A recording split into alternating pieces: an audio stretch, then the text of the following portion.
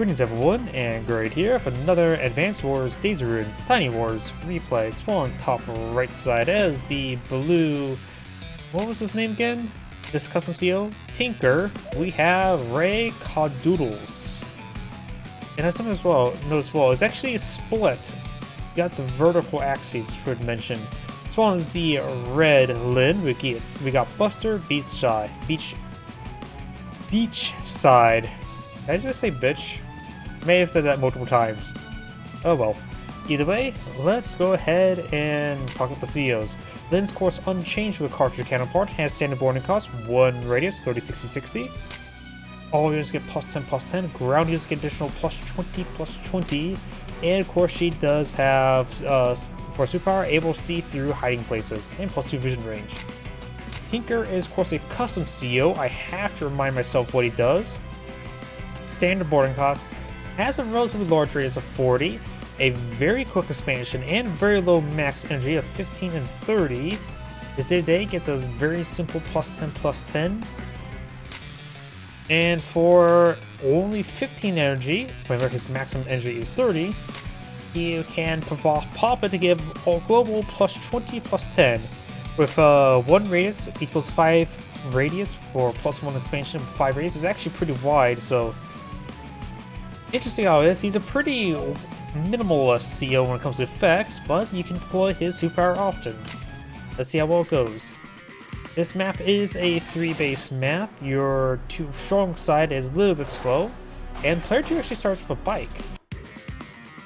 Both players do start with recon. The recons are out of fuel, so they cannot reconnoiter the area. And deploying a rig forward to resupply is probably not work since they only have 3 health. Wait, do a lot of these cities... Yep, looks like the person who made the map had a bit of fun, where he, instead of sitting on top of roads to help with the visuals, they're sitting on top of rivers. So this radar station's on top of a river, this city's on top of a river. That's going to annoy the crap out of me. There's also a comm tower I just noticed in the top left on the field. You have to clear out some meteorites to get to it. There's also a neutral temporary airport here.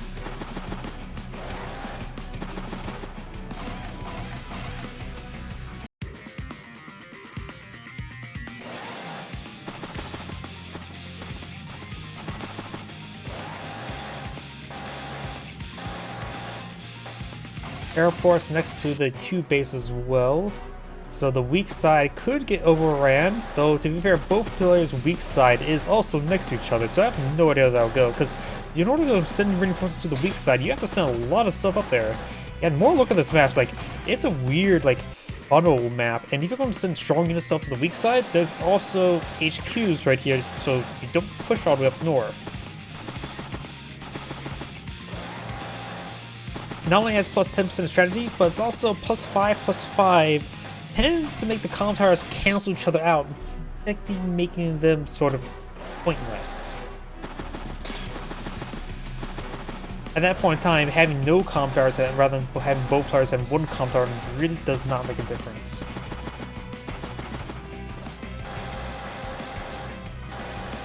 Who's trying to flip the property can be interrupted, lost stuff nearby.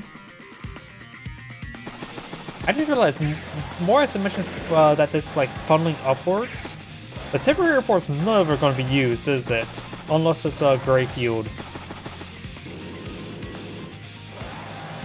You have a tank pushing forward. Tinker. Why did I say Kinder? Tinker's loaded up himself inside of a recon to reconnoiter the area. I love that word. Another pair of radar stations here. Wait. There's a lot of radar stations. This game's maybe Fog of War, but there's a large number of radars. Scouts forward with the bike and capture up the city.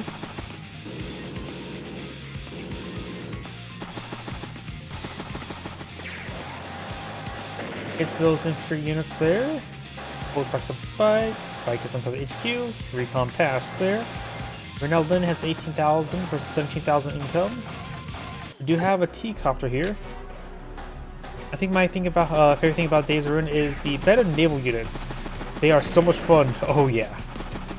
Battleships being able to move and shoot, they become king of the seas. Even they may have one less range, they have a lot more range.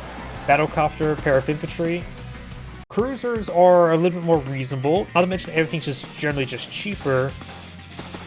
I think some players still wish that black boats were still existing. Gunboats are nice and all. They are dirt cheap. I think gunboats could actually use a slight buff and have 2 ammo rather than 1. That could change up quite a bit of mathematics, but yeah. I think the gunboats make a big difference just because you have a cheap naval you can do stuff. An aircraft carrier. It's still pretty expensive, but yet it is so powerful. Even maps where there's occasionally a seaport here and there to go in a river, I've seen aircraft carrier play be unbelievably strong with seaplanes. They seem like seaplanes, it's expensive to get started, but aircraft carriers and seaplanes, there's so much power there. It's hard to describe it, but it's just so powerful. Tank, anti-air tank. And then does seal the tank there. Does hit the infantry unit there. And hit the bike there. Yep, seaplanes are good. They're also a little bit expensive. 15,000 is quite expensive. And they have, of course, a lot of limitations. They're actually maybe a little bit too expensive, but still, they're so nice.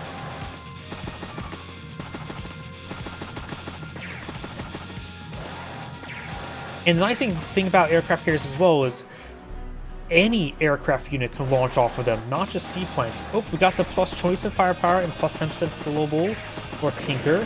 Getting a little bit of extra edge up here. Artillery's in range. May shell the 6 infantry unit there. Get some good hits. Mech gets a great shot there. Looks like Tinker's taking a lot of good victories right now. He is going to have about 4 turns advantage on the field. Lynn's command tank here did get hit.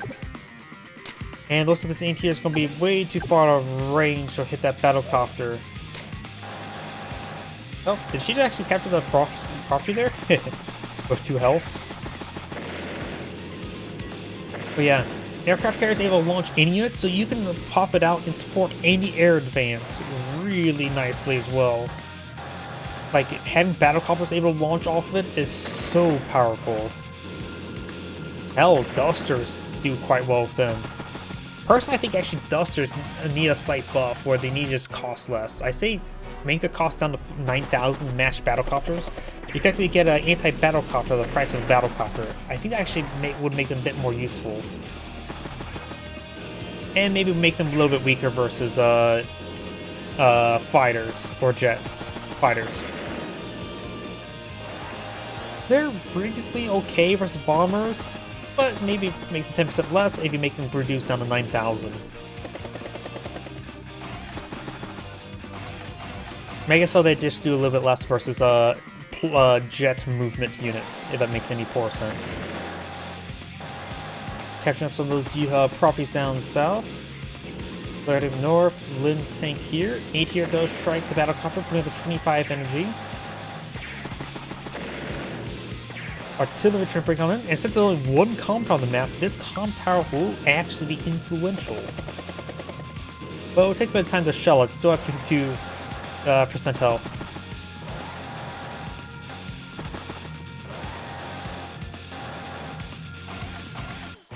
Tank artillery.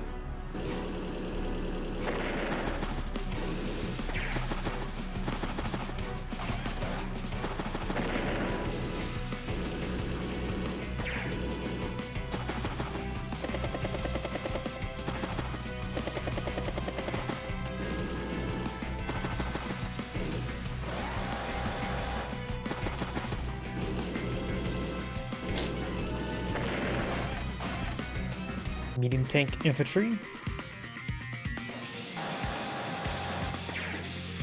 Flared fight over there.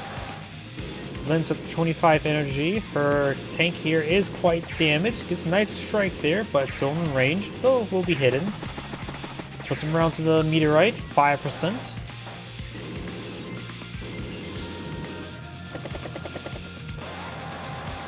Recon, get some shots there.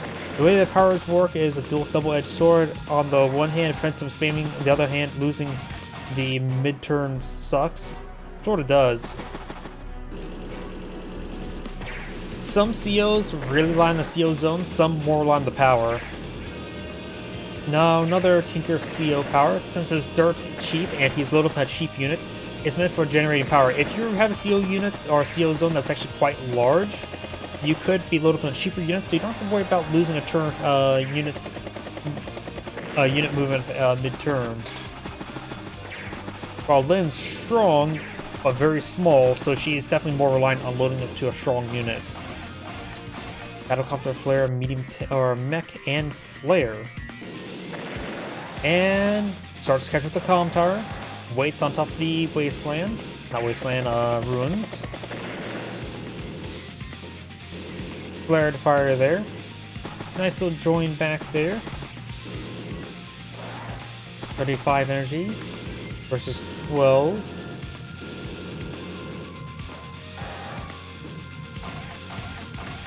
Tank, and medium tank. The way it prevents spamming is the fact that getting the power is more about keeping your units alive. True. Not to mention efficiency to go along with that as well. I know a lot of people players are split on the CO zone, how it works in Days of Ruin. Ooh, Lynn's lose her tank there. First, I think one way to work around that is, depending what game mode, like maybe set up the game mode where it has stated power charge, and the other one has deployment CO zones, like has potential to just have both options available to the players if there's ever a new game like this. And now Lynn has this comm tower, gets a nice strike there, takes out Tinker's CO unit. Maybe we'll open with a flare tank back there. Probably the flare would be a better option, honestly. Is the recon down south, bike hits infantry.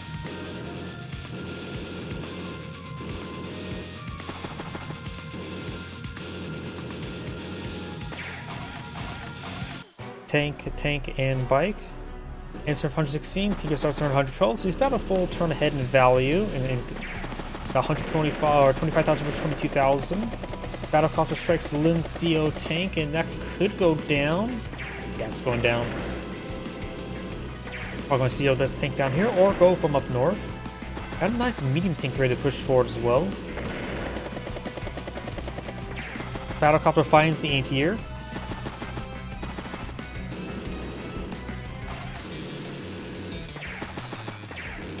Infantry unit there as well. Tinker does load up himself to a tank rather than to the flare. The copter's on 39 fuel. It's the battlecopter.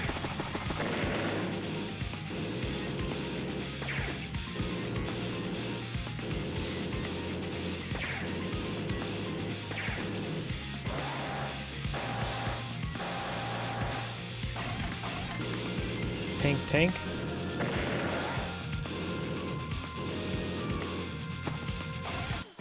And anti-air. CO unit forward, a lot of targets in front of him, so he's going to get a good amount of power charge. Has enough of CO zone and power.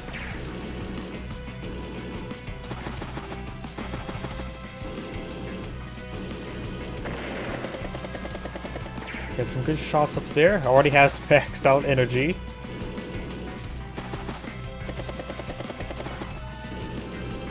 Because in Advanced Wars already, you can really see really good players sack units for power charge, but that doesn't work in this game. True, it's only about damage done, not necessarily funds lost or damage. Well, funds lost, either yours or your opponent's.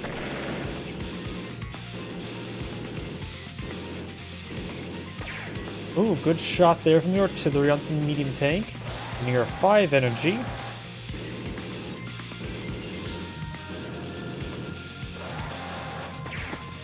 Strikes infantry unit there. Tank, recon, battlecopter, and infantry. Lynn has a very good presence up north, but she's still struggling down the center.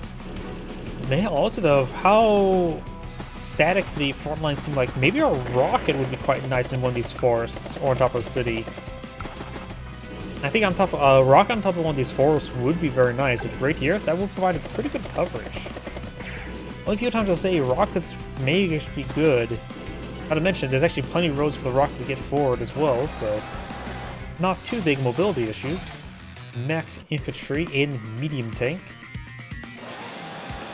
Looks like Tink's going to be focusing more up north. Since he loses this up there, then Lin has another base to push down south and then be hit by 2 flanks. Let's see, which do I prefer? I do prefer Days of Ruin system better, but like I mentioned beforehand, I could easily see potentially, if there's ever another game, make it so that you can choose which version. Artillery bike and flare to help support both. Does pop his own power there. Does hit the Lin tank there. Lin's tank is going down. Hits the mech there. No, nice thing about Days of Ruin as well is how scouting works, since your units can do a drive-by scouting. I agree, but I think the older games have the better characters. True. I would say when it comes to Days of Ruin, the most notable character is probably Waylon. Because you got Brenner and Will are basically goody two-shoes. Lin is actually more tactical, and she would willingly leave people behind. She will do what's necessary, so she has a bit more of a gray character in that aspect. Isabella is just the waifu. Nothing much to say there. Tasha is actually somewhat notable as well, since she has a lot of personality of being aggressive and angry. Gage is just a stereotypical yes sir soldier. Davis exists. Waylon has a lot of personality. Greyfield is just a poor asshole commander dictator guy.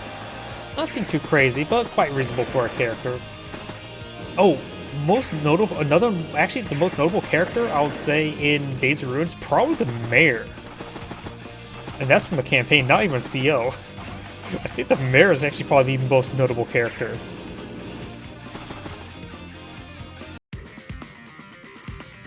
You know who's the most forgettable of the initial COs?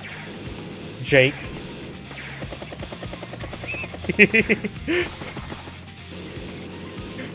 Jake is probably the most forgettable, one of the most forgettable COs. In fact, he's probably more forgettable than Davis. I'm not even joking.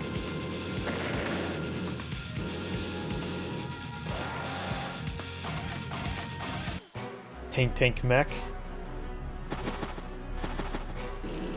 But yeah, let's see, who else is there?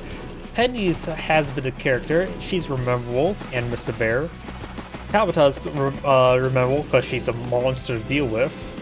Calder's definitely rememberable. Definitely the 3 most notable characters from Days of Ruin. It's good hits up there. Medium tank's almost down. Artillery's out of range of everything. It is hidden on top of the temporary airport. Yeah, Waylon's definitely... He has unique CO design because there is no defensive air. He's the first defensive air CO. Though Greyfield and Tiny Wars also has a similar aspect to him.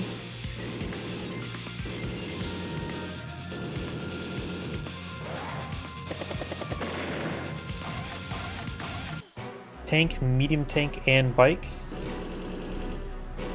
I mean, they did a lot of good things with, he's just evil and owns it, and it's great. Yep. But more of just, not necessarily evil, just a bad guy. If I would rate him. Because, let's see, he's a chauvinist, he's a coward. But, not necessarily evil. Definitely a bad guy, though. One of those weird situations.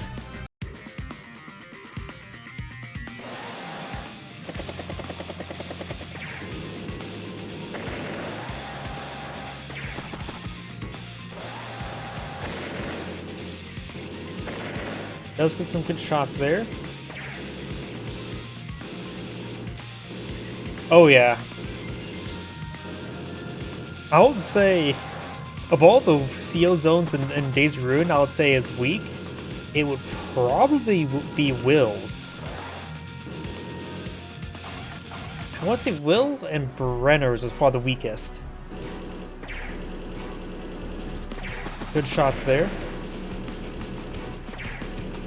Oh yeah, Wayland's CO's is definitely a good CO theme. Good shot there. It's the anti-air. Artillery's in range, and looks like the artillery will get a good shot on either the tank or the anti-air. Oh, I've sort of been too busy talking forgetting to cast the game. Whoops. Oh well. Lynn right now has 10 energy to work with. Good number of tanks here. Artillery tank. Capture the temporary airport. Blair heading north out of ammo. Get some good shots there. 22 energies. So Lynn could probably take out that 8th health tank herself and then get a +1 radius, but it would leave her a bit exposed, so probably not a good idea to do that.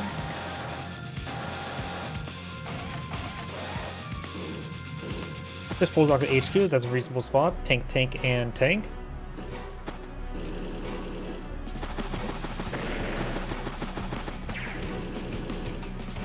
Think you can pull out another CO. Yep, the rock music is very good in this game.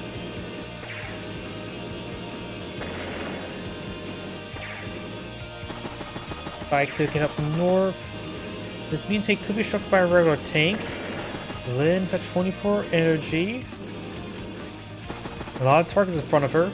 Lynn could push forward, take on one of these targets, and use a +1 CO zone for the anti-air to hit the battlecopter and probably knock it out.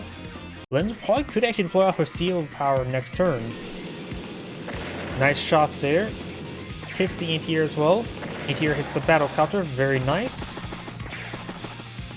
Puts her around into the medium tank. Waits the medium tank.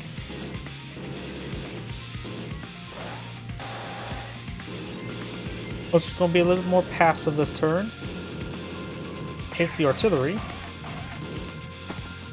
And moves the tank onto the forest. Excuse me. Tank can deploy another CO power. Pops it.